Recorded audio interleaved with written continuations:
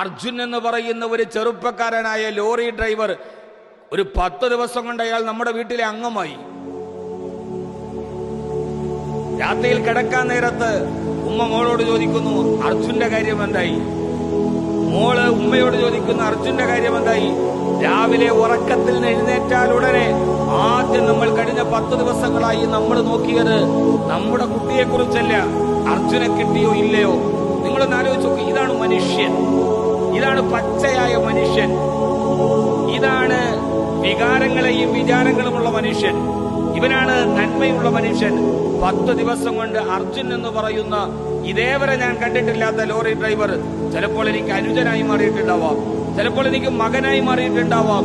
എന്റെ കൂടപ്പറപ്പിന്റെ വിശേഷങ്ങൾ അന്വേഷിക്കുന്നത് പോലെ എത്ര പെട്ടെന്നാണ് അർജുൻ നമ്മുടെ കൂടപ്പറപ്പായി മാറിയത്.